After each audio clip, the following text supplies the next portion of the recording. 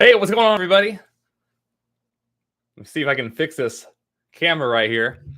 This is the first time I'm streaming on the YouTube platform, so I don't know how this is coming across right now. Can you guys hear me okay? Sorry, I'm trying to play with this camera so I can get this right. Just waiting for a couple people to come in here, getting things ready.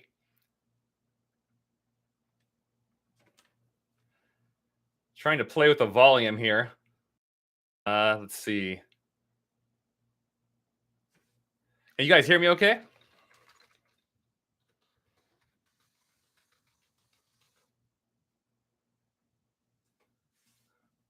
How's everybody doing this Friday evening? I'm here on the West Coast right now, so it's like 5 o'clock. So I've just put in a full day of work, but been looking forward to this stream. So I know it's been a while since I've been able to do another one, but I'm glad to be back on board and just hanging out with you guys. So tonight I wanted to really talk more about, for people really wanting to get into business, this is like part 2 of that, and just a lot of the things to lay out before you actually go and spend money and spend time developing your own business. Hey, Jeremy. Hey, Alex. Hey, no problem. Hey, how's the volume? Because I can't hear myself. Is it okay?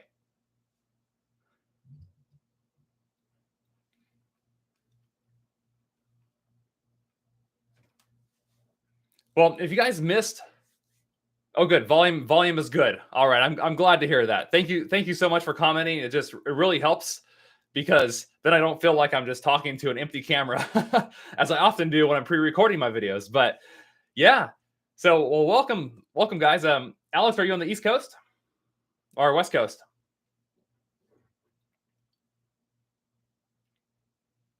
And Jeremy, what part of the country are you in? All right, Alex, West Coast. All right. Are you like, in California or like Washington? What state you in?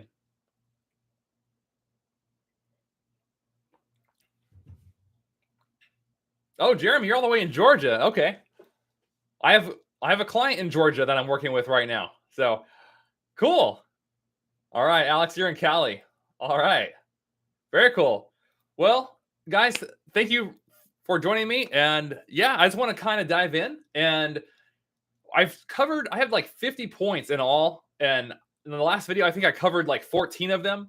And I want to cover a few more tonight. And then I'll do another video or another live stream later on where we continue with this. As long as you guys like this, I know I had a lot of fun last time just interacting with all of you. So I normally don't make videos around this time, but hey, I'm all new to this, but it's fun here. Hi, Cal. welcome. Okay, so I think the last time I did this stream, we left off talking about the ways to get funding. That was like the last bullet point I had mentioned. But today I want to talk about, the first point I want to dive into is really, where do you begin in terms of planning out your budget for your business?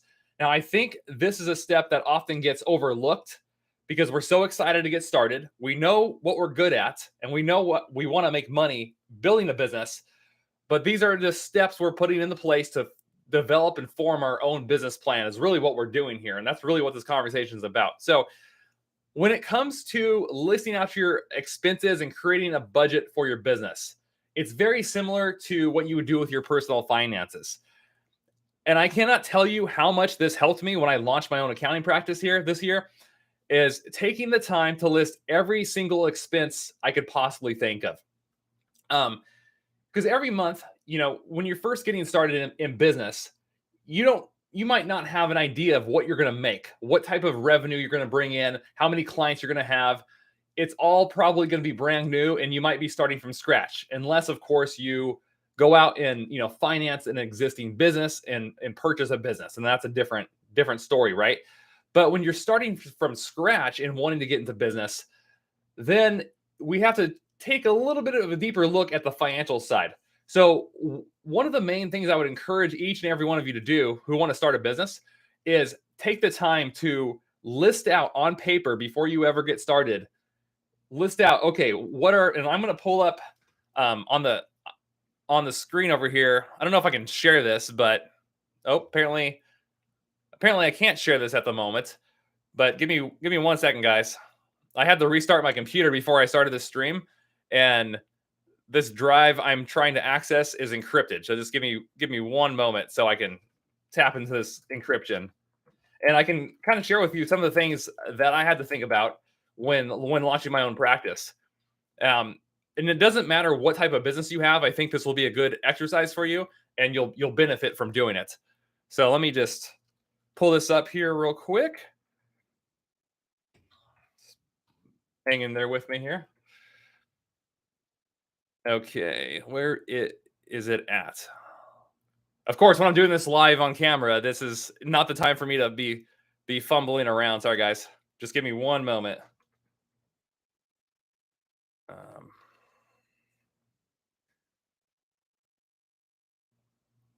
Here we go. I think I'm getting closer to it. Okay, so just a list of some of the things that I had to come up with, the type of expenses that I had to go through is I'm gonna see if I can share this now. The first time I did the stream, I used a program called StreamYard.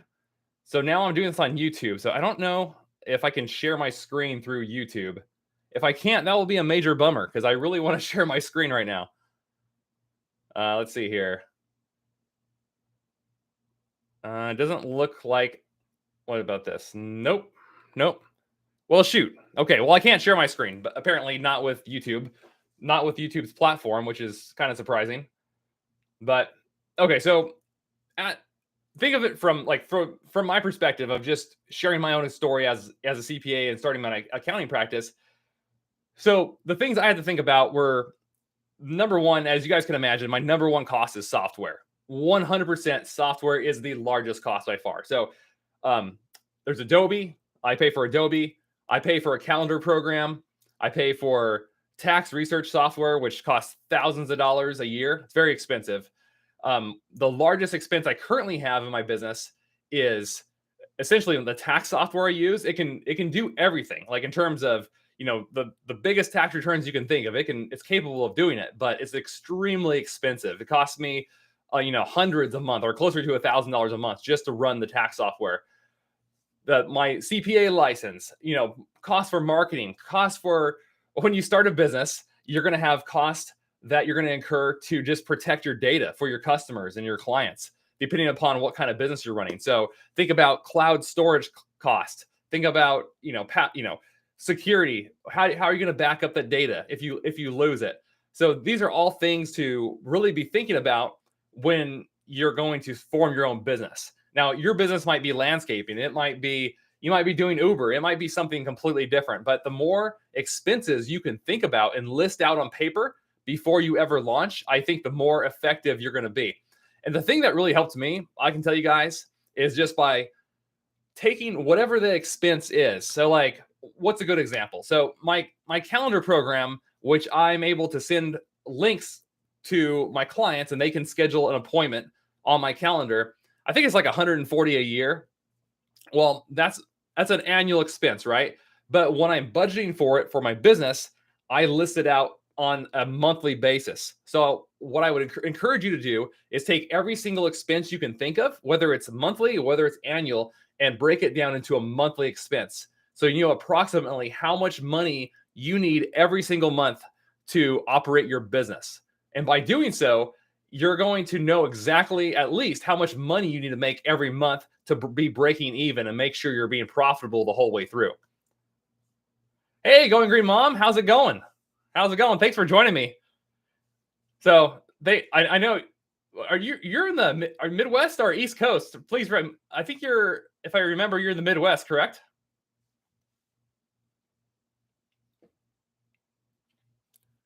But I mean, does that make sense, guys? So like, just listing every single thing out on paper and putting a dollar amount to it on a monthly basis. If you do that, I can guarantee you that most people don't even do that when they're going to start a business. You're going to be way ahead of the curve, and you're going to realize how much more money you need to bring in from a job to support your business. Because in the beginning, your business is just a cash flow monster. It's just hungry. It's eating away at your cash flow. later on it'll start to produce cash flow, but you got to feed it first most of the time, or at least most businesses are that way. So that is, I cannot stress that point enough, is that's one of the most helpful things I did before starting. Now, some of you, depending upon what type of business you're wanting to get into, you might be thinking about taking out some debt to do that. So I'm not completely anti-debt. Now in my personal finances, my wife and I, we're pretty much debt free. I mean, we don't have any card debt, no credit card debt, none of that. And we have mortgage debt, but it's very minimal. It's not very much. So, but when you're launching a business, it might require a significant amount of capital to get off the ground. So some businesses, you're going to have to buy machinery and equipment, right? Or you might have to hire, depending upon what you're doing, you might need some extra help. So you might need to be able to fund payroll. It just depends on what you're doing. But what I would encourage you to do, if you're still working or thinking about going into a business full time, or going into starting a part-time side hustle, and you feel like you might need some extra money, well, it's usually easier to get financing or a line of credit with a bank or a loan when your finances are solid. Because if you try to get financing after you've been in business and you're just getting started, and your banker says, okay, well, show me your monthly income, and your monthly income is very minimal, they might not be willing to lend to you. So I would be in contact, if you're even thinking about lending, way before you even start a business, get in touch with a lender and see what the process is for getting a business loan or a line of credit, so that if you do need to tap into some of that money, you can, to just help you get off the ground. Kel says, what factors did you weigh when deciding whether to rent a space for your business versus operating from home? Oh, Kel, that's a really good question. So for me, like that was a huge one. So where I live here in California, even for just to rent a desk somewhere in some office building here in Modesto, I think it's like $500 to $1,000 a month. And to be honest with you guys, like when I was first starting off this business, I didn't have $500 to $1,000 a month. That would be pretty tight. And so I had to make the conscious decision to just operate out of my home. And luckily, I was scared at first to do so, because I came from a background of working at some very prestigious accounting firms where I live. The clients would come in with a lot of money. They expect to have a nice office. They expect, more of the formal setting. Well, I didn't have any of that. I have the skill, I have the knowledge, I have the background in that, but not the actual office space. But what I found is that even though I'm working remotely out of my home, I haven't found one client who minds that at the moment. Not a single client. Because as long as I'm willing to meet them where they're at, or I've had some clients over to my house and we've met, but sometimes I'll meet clients at a restaurant or Starbucks. So, I'm just flexible. Now, eventually I would like to have a formal office space, but at the moment I find that it's not necessary. And by operating this way, I've been able to, maximize the revenue coming in and stay out of debt and have no debt currently for my business, if that makes sense. So good question, Kel. I think also too, though, you have to it depends on what you're trying to do. Like some businesses, you just can't do that. But as much as possible, if you can operate less expensively in the beginning and level up slowly, I think that's going to be the optimal way to do it in most cases.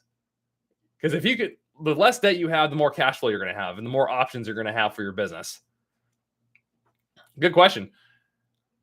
So the next thing I would say is, before you even start, is what types of markets do you have? Have you done your market research?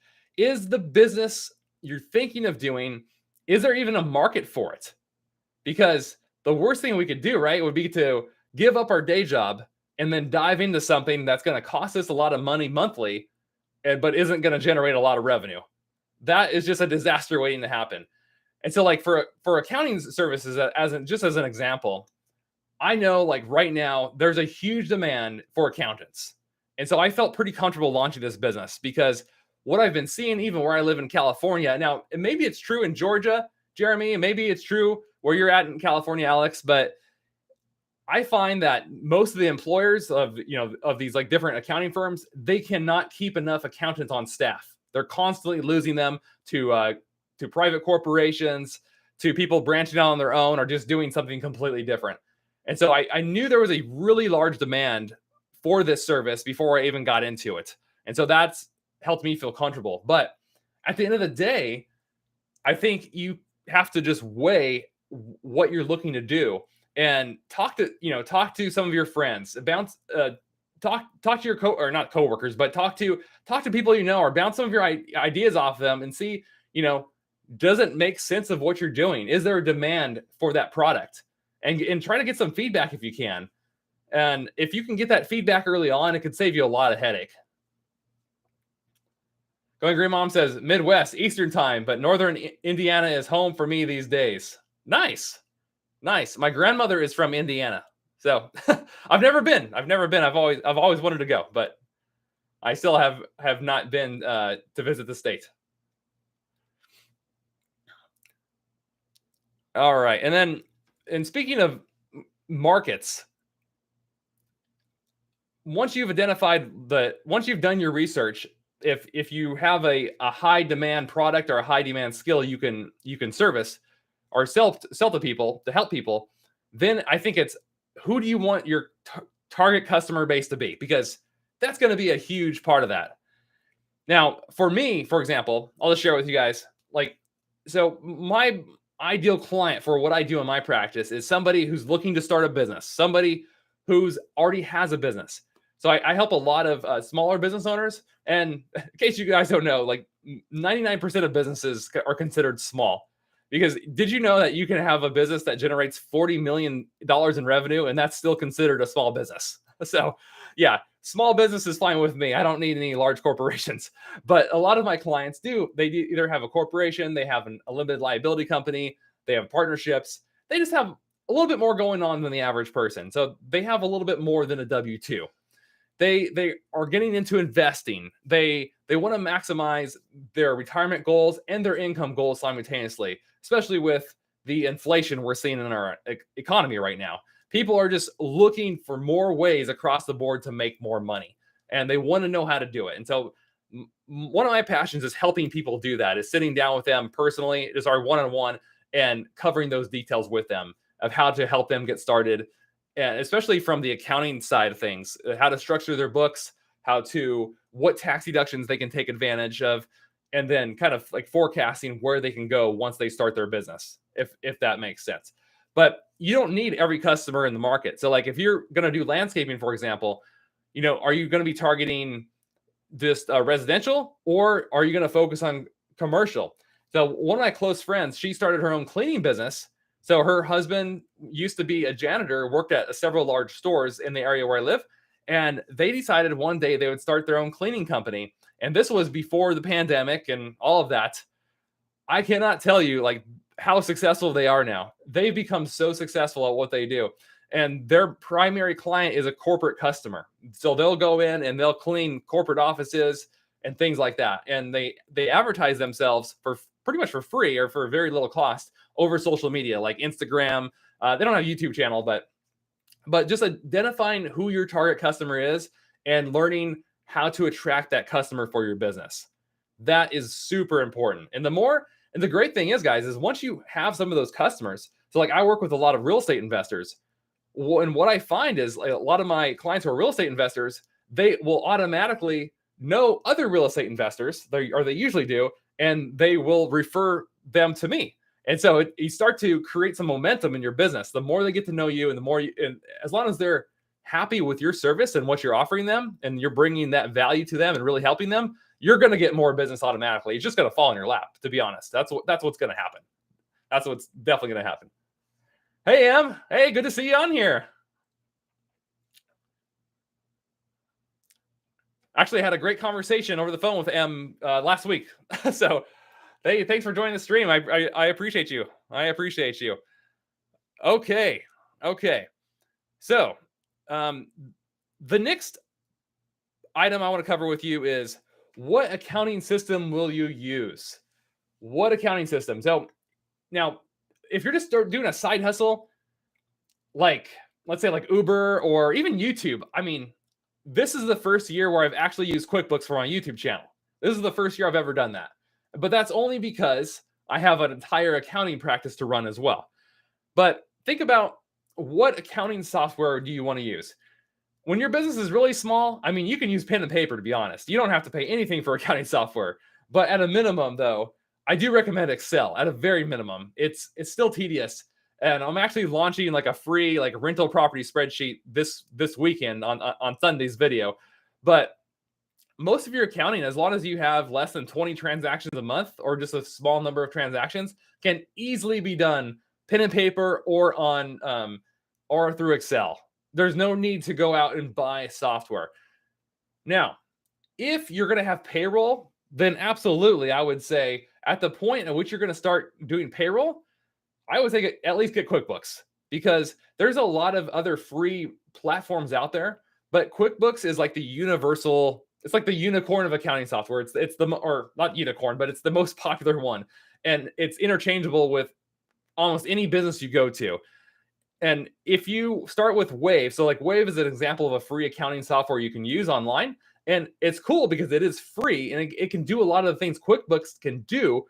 But once you get into payroll, then you actually will find that it's as expensive or more expensive than actually just paying QuickBooks. So I think QuickBooks, the platform to do it online, it's like, I think it's around $30 a month right now, or $35 a month to have that accounting software to keep track of your books. But it does help a lot because the data can be automatically downloaded from your bank statements, from your credit card statements, and it saves you a ton of time. I mean, versus trying to enter that manually would save you hours and hours and hours every month. And so just from a time-saving standpoint, I think it's worth it, especially if you're going to be running a business full-time. Like I would totally recommend QuickBooks. And now I work with a lot of my clients with QuickBooks. I've helped them get their books in order. I help them learn how to utilize their QuickBooks, whether it's the desktop version or the online version, and just help them make sense of what they're looking at. Because let's face it, like most people aren't accountants, right? But that's my skill, and that's how I've been able to help people in that area. Going Green Mom says, I used to work with a guy that taught RV, getting corporate for mowing services. Yeah. I wonder, is he still doing it? Is that, I wonder if that's what he's still doing. You guys would be surprised if you get a couple corporate clients, then I mean, you seriously could, have thousands of dollars in revenue in no time flat, because corporations will pay pretty big money on, depending upon what type of service you're offering them. Okay. Okay, what entity type? Oh, this is a big one. I want to do separate videos about this, but when you're first starting off, what entity type should you use? Holy smokes. We could talk about this for like an hour, but let me just give you like the Cliff Notes version, because I'll be out of breath if I don't. Entity type. Okay, so for you, let's just say you're going to start a YouTube channel and you don't know if you need an LLC or if you need a corporation or something like that. Well, if it's something that you're currently considered like a hobby, it's like when you first start YouTube, it's kind of like a hobby for most people, unless you're extremely lucky and become extremely successful with it. So when you first start out, you can totally file as a sole proprietor, Schedule C. You don't need to form a legal entity at that point. And depending upon what type of videos you're doing, you might not even need any extra insurance at that point, or like the insurance I'm talking about is liability insurance. But if you had a YouTube channel and you were a sole proprietor and doing like sponsorships and things like that, then you might want to consider getting some liability insurance to cover you. But in terms of forming a legal structure and meeting with an attorney to do that, you don't necessarily need that. There's a big misconception about LLCs.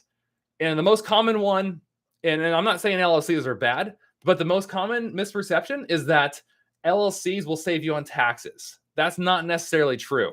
Typically, an LLC, the purpose of that entity is to separate your personal assets from your business assets. That's the main reason that entity exists. And to form that entity, it's going to cost you some money. If you would do it right, you're probably going to want to do it with an attorney. That's one thing I would not do on the cheap. Talk to an attorney, a business attorney, get it set up correctly from the get-go.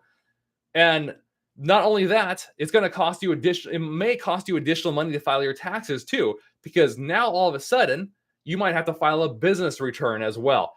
So unless you have a need right away for an LLC, I would say consider growing into it. Slowly grow into it. You don't have to do it right away. It's not, don't let anybody pressuring you into getting one of those. Now, the main benefit though of an LLC is what? A couple things. One, you can say, well, I run landscaping LLC. First of all, when people hear that, they're like, oh, this guy's professional. They're in business. They're really serious about this. The second thing is that it does, if anybody were to sue you, only the thing they could really go after is whatever is inside the LLC. So the most common thing that goes inside of an LLC is what, guys? If you're thinking as an investor, most people put real estate inside of an LLC because that's typically the ideal structure. If you're going to be want to be a landlord, is they have rental real estate within your LLC. Well, if something happened to your tenant and they got hurt and they tried to sue you, the most they could take from you would be that rental property in the LLC. They couldn't go after your house, your personal home, your cars, and whatever else. But if you're operating as a sole proprietor, or if you're just showing that rental on a Schedule E or outside of an entity, they could potentially go after those things if something really traumatic happened. I'm not saying it's going to happen, but they could. The corporation is more so like the actual C Corp, the old school C Corporation. That's more so for helping you build like equity or wealth. It's not the greatest structure if you want to take income out of there on a monthly basis because double taxation. But if you wanted to have a lot of shareholders or go public someday, that's the entity to do that. If you wanted to sell stock on the stock market, that's the kind of corporate structure you would want to have. Now, what structure do I have? So if you're a service-based business, typically the most ideal structure for you, or one of the most ideal structures, is an S corporation.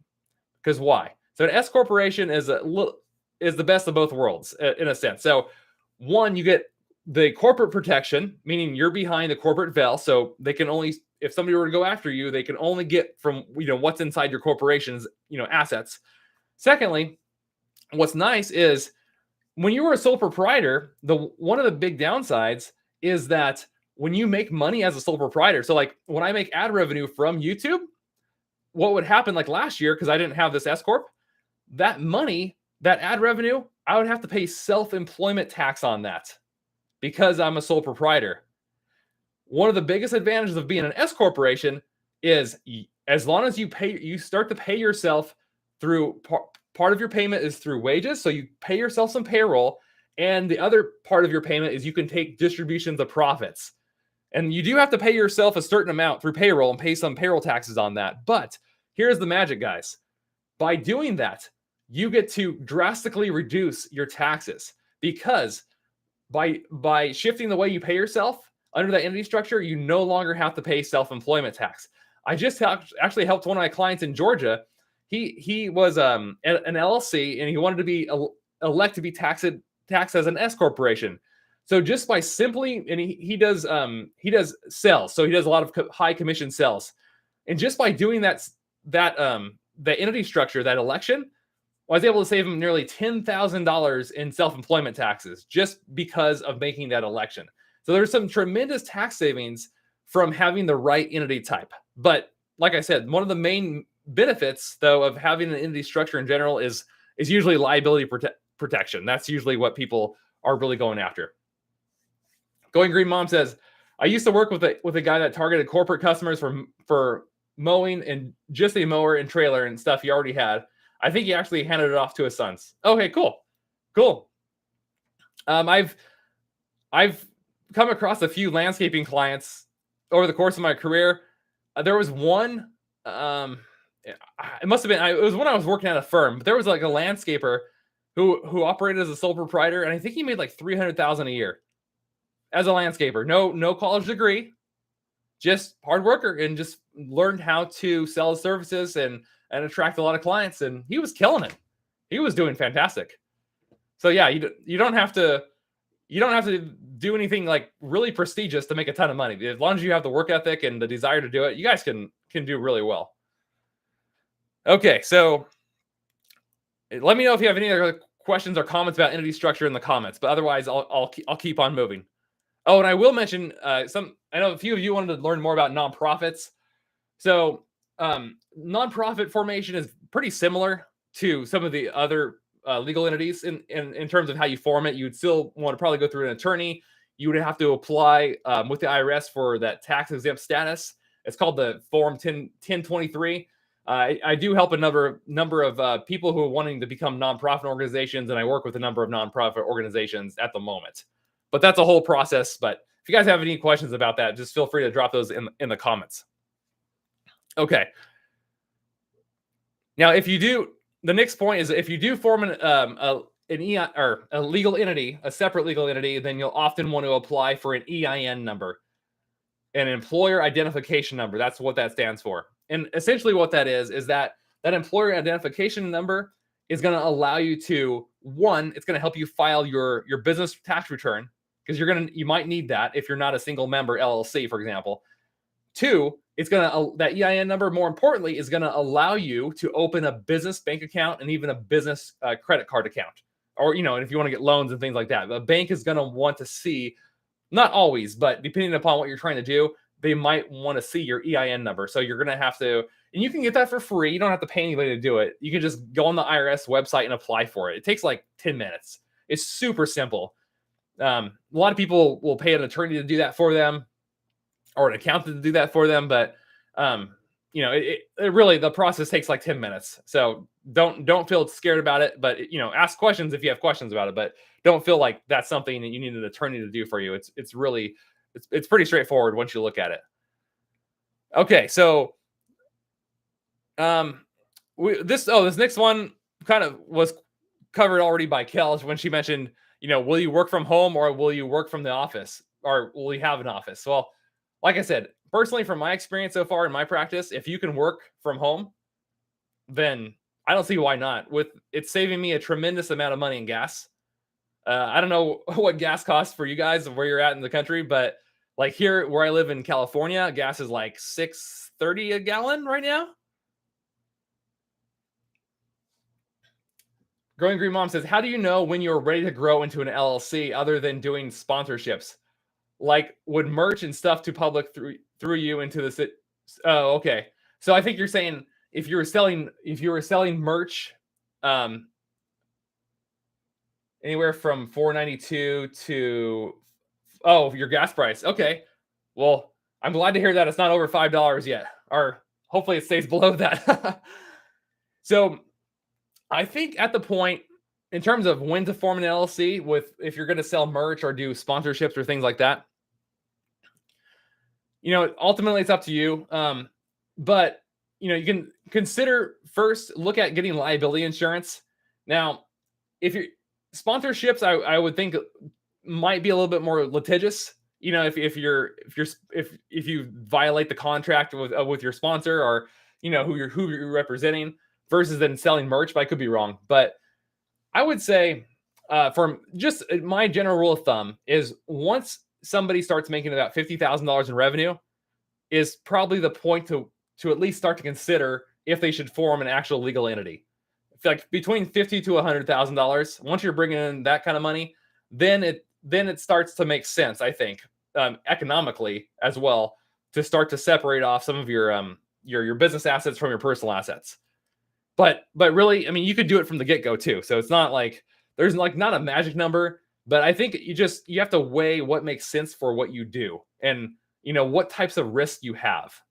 That's what I would think. Like, if you're already wealthy, or if you already have a lot of assets that you want to protect in your personal assets, then I would absolutely set up an LLC as early as possible. Hey, Common Sense. Hey, good to see you. Peace and love. What part of the country are you in? So, Going Green Mom, does that make sense? So either look at what type of asset base you personally have.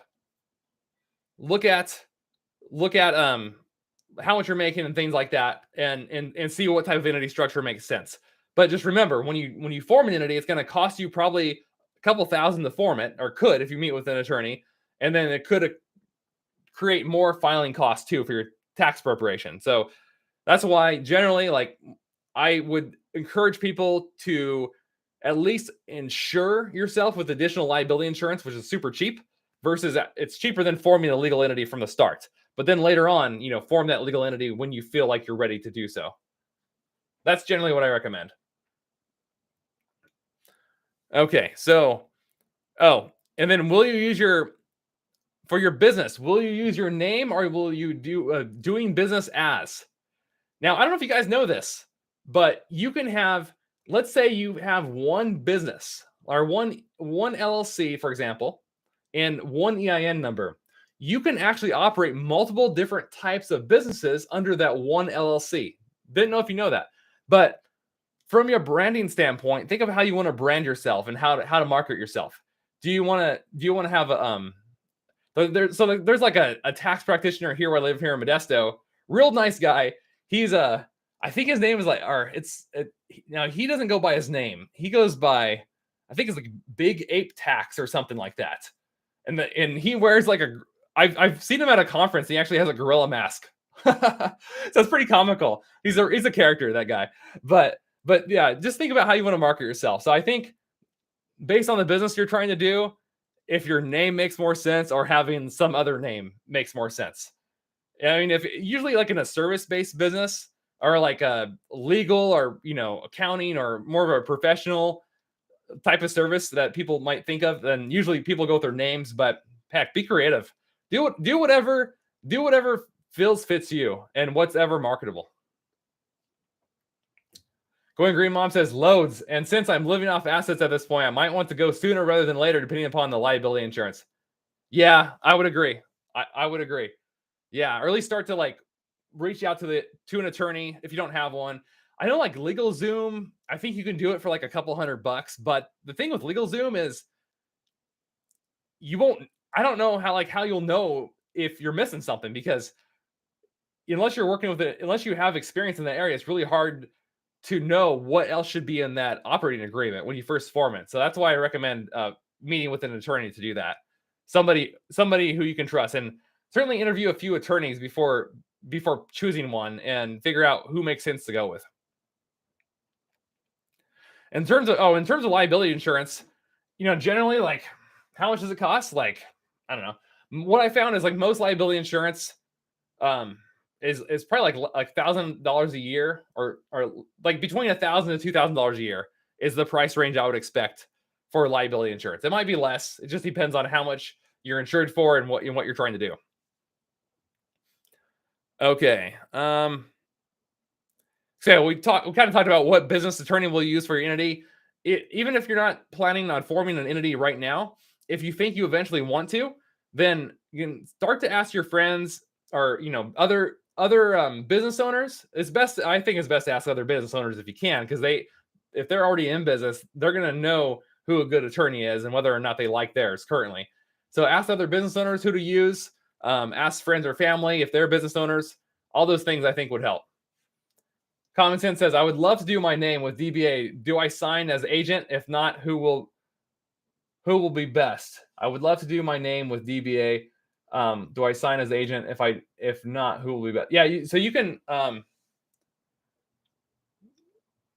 yeah, I mean, you can dictate how you sign it, or who you authorize to sign it. So you don't necessarily have to sign it with your name. There's different ways around that, but there's a lot of discretion you'll have when you doing business as. I have one client who has one LLC, but like four businesses under that LLC. It's pretty crazy, and luckily they keep all their accounting records separate for each business, because if they didn't, it would be a nightmare. It would be an absolute nightmare. So yeah, so if you do more than one business under one entity, make sure you keep the accounting records for each operating business separate to save yourself some headaches.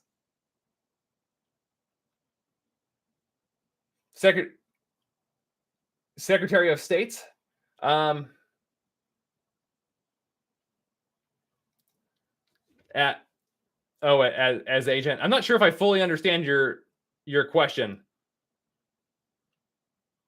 Now you will have to register with the Secretary of State wherever, which is a good point to bring up. Is that yeah? So like when you do form an entity, that's one thing you have to register with. Like so, I'm registered for the Secretary of State here in California, and I'm pretty sure like you can do doing business as, but I think somewhere on there, if I recall correctly, you do have to list your name. But I could be wrong. I could be wrong. I'd have to go back and check that. Okay, what do we got here? Going Green Mom says, I think with my last business, you filed business with Secretary of State, DBA with the county. Business, yeah. Oh, I'm glad you mentioned the county because so if you want to start your own business, not only do you have to register with the Secretary of State because that's gonna happen at some point, but also it's likely that if you have your own, even if you're working from home, the city you're in, they probably are going to want you to have a business license. And so I actually had to apply for a business license here where I live in Modesto in order to conduct business. And that's whether or not I have an office or not. Even if you're just working out of your home, then I would encourage you, especially for me with clients, I would encourage you to get a business license. Luckily, um, what I found, like if you don't have to do it immediately, but sooner the better. So like I actually when I first got started, I dived in the middle of tax season, but they do have leeway of when you actually can apply for your business license. But if you operate your business within a city for multiple years in a row and you never get a license, then you can find yourself in hot water. And usually, though, with a license, those are additional fees that you have to pay annually, and they might charge you some like local, city tax. So like for me, for example, I think I pay like it's an extra, it's like $30 a quarter. So it's not a lot, but it's just another expense you have to watch out for. But now people can formally look up my information to see that I'm legit. All right. What bank will you use for your business? So there's a lot of different options out there these days, guys. The most popular online one is Nolo. That's like a free online checking that you can use, and there's no transaction fees. At least initially, I think at some point once you have enough volume, you'll actually be charged a fee. But for the most part, there's no transaction fees you need to worry about initially. But what I would recommend though, it's fine to have an online account, but I would also look at a a bank where you can actually go down to and deposit checks if you need to, because a lot of clients, they're old school. They're going to want to pay you with a check. Now, most of my clients don't, but you might find that a lot of people want to pay you with a check, and that's fine. So you want to be able to at least have one account, I think, where you can go deposit or pull money out or whatever. So it does help to have a local bank branch and establish yourself with a bank locally. And there's a lot of free options out there. You just do a Google search on like free business checking accounts, like where you live, and see what pops up. And just look at the rules regarding like what's free and what's not. As like a lot of the business checking accounts that are free, they usually have like a transaction limit. But if you don't have a lot of transactions in the beginning and you don't expect to have a lot of monthly transactions, then it's probably going to be free for you the whole time, or at least most of the time until you eventually have to upgrade the account. Okay. Oh, what social media platforms will you use to launch your business? Oh boy. Yeah. So I think the top ones right now, the top three, if you want to launch your own business, would be TikTok, which I'm not even on there, but I've been told like you need to get on TikTok. So TikTok, YouTube, and then I would probably say Instagram. And so those would be my top three from what I've seen from people having success. And you don't need to do all three, but as long as you have a presence on one of those, like a decent following, you can actually generate a lot of business and a lot of referrals from that social media platform. And it's probably going to be completely free marketing, which is the most powerful part. So think about what type of social media platform works. I'll tell you guys, I got to meet a multimillionaire. He what he does is he basically owns the rights to like Spanish music. I mean, he works with like really large Mexican music entertainers, and he initially started off by helping them, like different bands get like what did he do? He initially started off by helping promote bands. That's how he started off, like out of high school, and he used MySpace like way back in the day. That's how he promoted bands. And um, Growing Green Mom says, "I don't understand TikTok. My kids drive me nuts with it." Yeah, TikTok kind of drives me nuts too. But but this guy, he started off by promoting bands via MySpace, and then that grew. And then over time, what he did is he then started to have his own website and to drive more traffic to for the people he was representing. And eventually, he started managing these entertainers. And then now he's at the point, he's a multimillionaire. He makes gosh, I think he said he makes like over $2 million per month or something like that, something crazy. And he has a YouTube channel and he gets 4 billion views per month. And now he owns the rights to all these different famous, like big name Hispanic singers. I was like, holy crap. And you know what he told me? He said, Mike, he's like, you can go out and do local networking all you want. He's like, that's fine. But he's like, if you can be on social media and people can see who you are and they can see your website, they're going to work with you, because 90% of the people aren't going to be doing that. And so far, everything he's told me has been absolutely correct. Because of this, like YouTube platform, for example, I've been able to not only generate business remotely, with being able to work with people around the country, which has been really fantastic, but also it does help give me leverage here locally.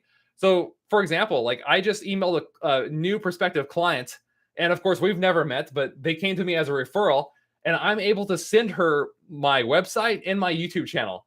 And it was a few months back, I got to meet with a physician, and she's a family physician.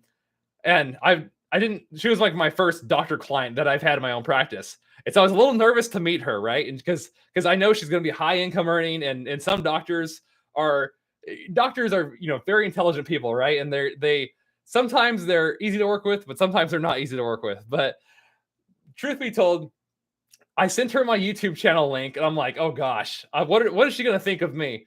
But when I actually got to meet her, it was so cool. She's like, I checked out your YouTube content. I'm like, what? So that was cool. And she's like, when I saw your YouTube content, she's like, I realized you knew what you were talking about. And so your social media presence, the reason I bring that up is that your social media presence is going to help sell you without you needing to sell yourself. As long as you're providing value and giving away information, give it away for free. It doesn't matter. People are going to get to know you. They're going to get to trust you. And when they realize that you are actually genuine, that you actually mean the things you say, business is going to come pouring in. And so far, that's been my experience thus far. So it's been pretty good. So I would encourage anyone to do it, to launch a social media platform and start building a following, and then use it to help you. Obviously don't over promote your business, but certainly like use it to provide value to people, and people will find your business by themselves, and they'll come to you because they'll know you're an expert in a certain area, if that makes sense. So beyond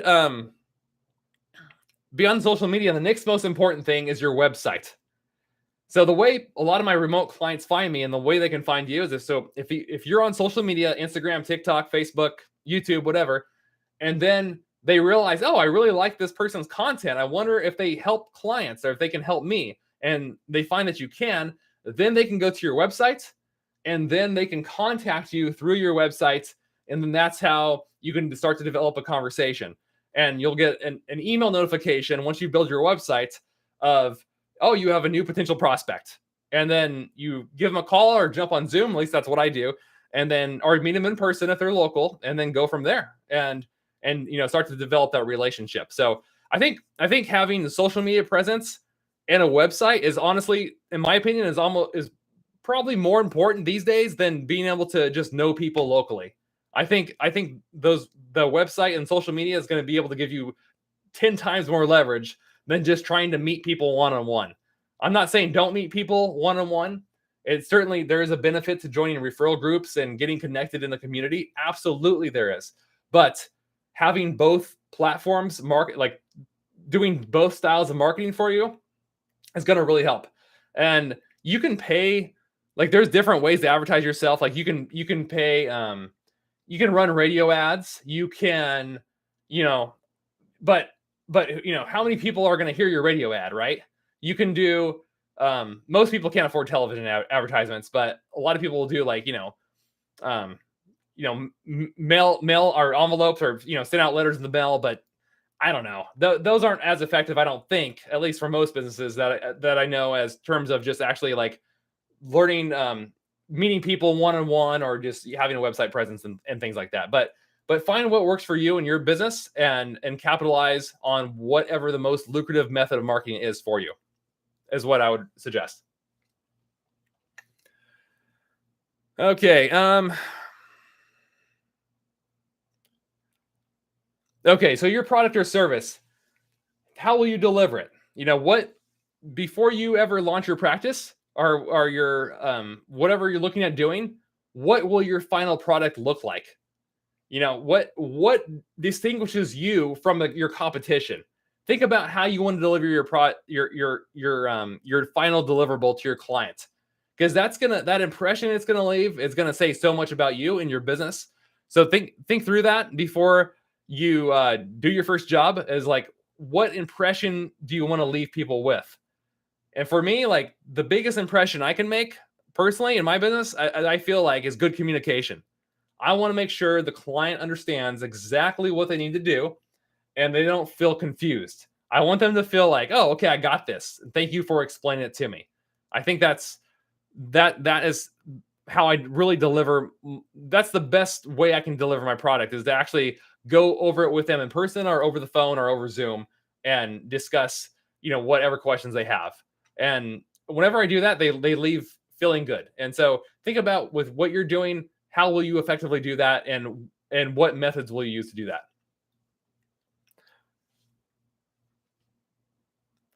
So we talked a little bit about data protection, and I'm going to start to wrap this up here in just a moment, guys, because an hour is almost coming up. But so what ways are you protecting your client's data? These days, it doesn't matter what business you do. If you have client data on your computer, you got to find a way to protect it. So virus software, encryption.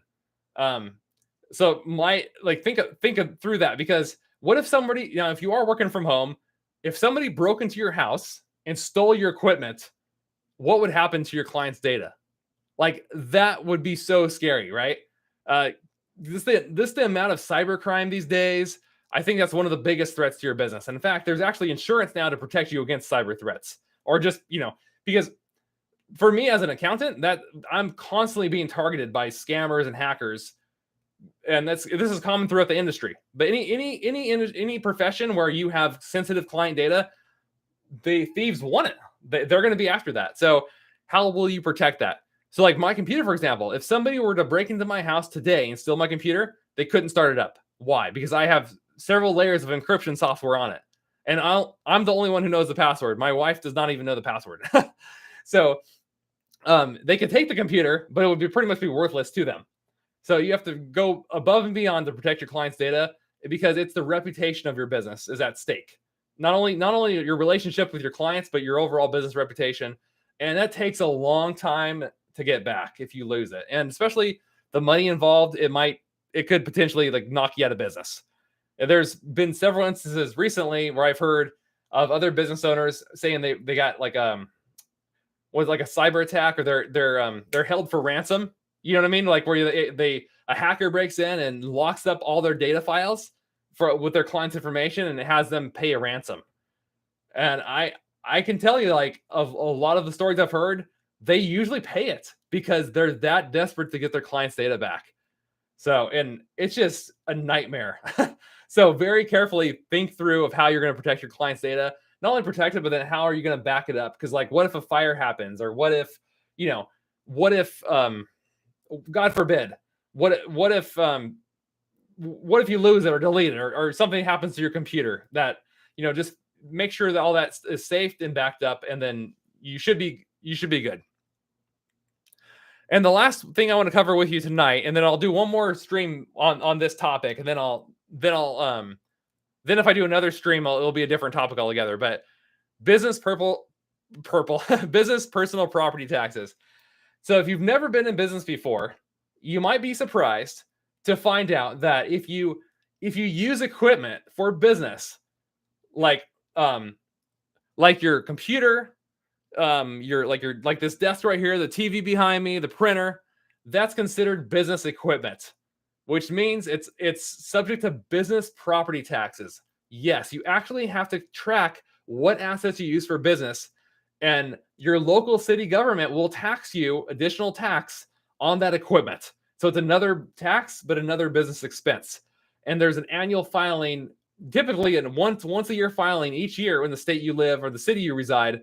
It's not only state, but like the county level is what I'm talking about. That you have to file that return with is the county. Going Green Mom says, how do they know they didn't just copy all the data before locking it up? Yeah, no kidding. No kidding. Yeah. Growing Green Mom says, what if you just use personal equipment to run your business? So, the way where I live, the way the county would use that would, if you're running a business, even though it's something that you bought originally personally, then it's going to be viewed as business equipment if you're using it for business. So it's the thing to do is to go on to the county website and search business property tax statements or business property tax filing instructions and see what they list as business equipment. But I can tell you that if you originally bought something personally, like I did, pretty much everything in this room I bought personally initially, but now I use it all for business. So now it's considered business equipment when I'm doing that. So as of next year, I'll be doing my first business filing, because the business filing is usually due like in May, at least where I live in California. So for 2022, the filing will be due in May. And I think the tax is like super small. Like on my equipment in this room, it's going to be like $50 a year. Super cheap, but it's just another tax. But yeah, so even if you use personal equipment, if you turn it into business equipment, then they would say, well, that's business equipment now, and you need to list that. So just something to be mindful of. And most people don't know about that. That's why I wanted to mention it. That's why it's very important to track, keep a list of all of your assets and equipment, just so that and know what you paid for them, and know when you bought them.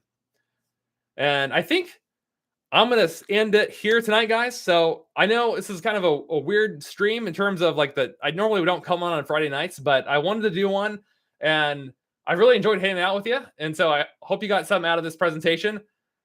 Like I said, at the end of the day, late for me, a lot of stuttering, a lot of trying to work through my notes over here, but I do hope you found this helpful, guys. And yeah, feel free to reach out anytime. Feel free to leave a comment, leave any suggestions you have. I'm always open to hearing more suggestions, more questions, and I just appreciate all of you being here and for supporting the channel.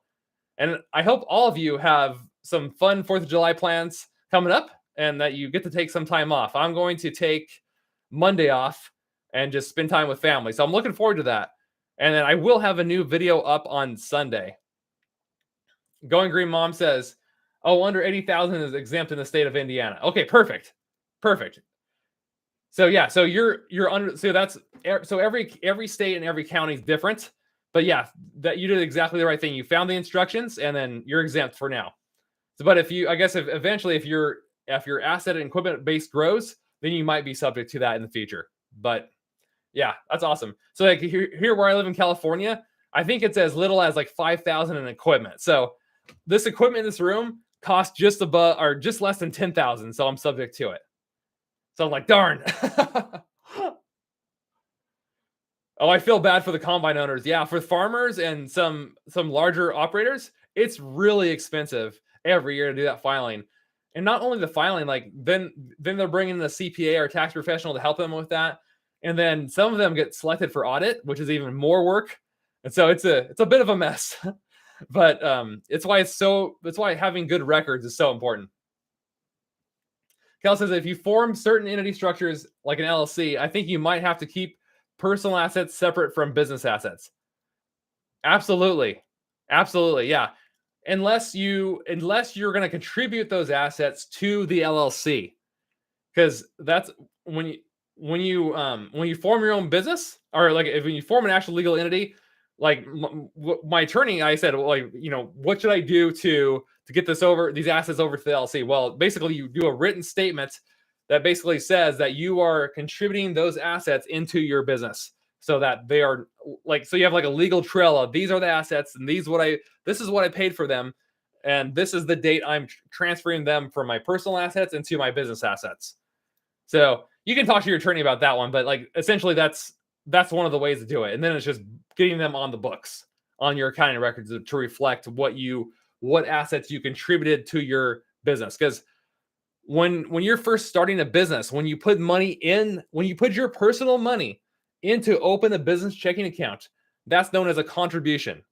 When you put money in personally, that's a contribution because you're contributing to your business. It's like an investment in your business. The other thing you can contribute, of course, just like Kel is saying here, is property. You can contribute land. You can contribute your house. I wouldn't say your house, but you can contribute, an actual structure or a vehicle or something like that. Going Green Mom says, LL, I would buy another cheapy phone and contribute this one $20 5 years ago. Yeah, exactly. Actually, where's my business phone? So, this is my business phone. So I bought a separate line. This is my personal phone. This is my business phone. Because this phone is 100% only for business, I'm able to deduct the entire monthly expense. So if you call me, which a lot of my clients around the country call me, you're talking to me on this. This is what you're talking to me on. So, yeah.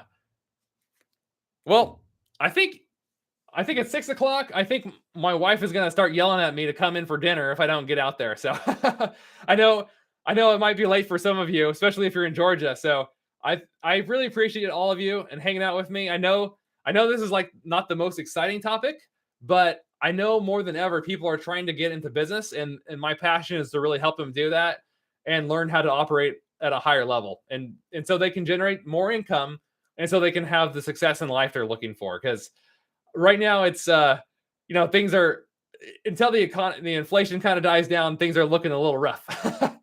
So anyhow, Going Green Mom says, nice color coding. Oh, thanks for doing the stream. Oh, thank you. I appreciate the comments and the support, everybody.